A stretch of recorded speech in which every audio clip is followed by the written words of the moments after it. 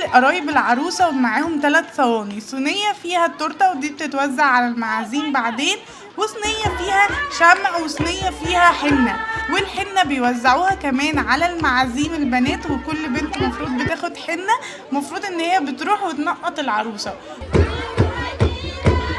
اكتر واحدة كانت مستمتعة بالاجواء بقى هي جوجو، يعني الاول كانت مش فاهمة ايه اللي بيحصل وهما بيغنوا ليه وكده، وبعدين بقى بعديها فكت خالص.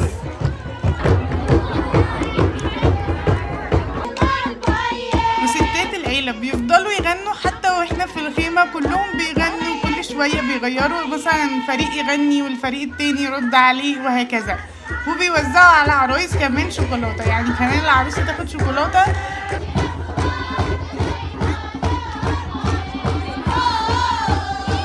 ومع اني كنت بسقف وخلاص ومش فاهمه، بس قلت اسالهم على معنى الاغاني اللي بيغنوها، والصراحه كان معناها حلو قوي، وكلها معناها ان ما تمشيش وتسيبينا يعني للعروسه، كأن عيلتها بيقولوا لها ما تمشيش وتسيبينا، احنا هنزعل قوي لما تسيبينا، وانتي وردة البيت وحاجات كده، والصراحه عجبتني معنى الاغنيه.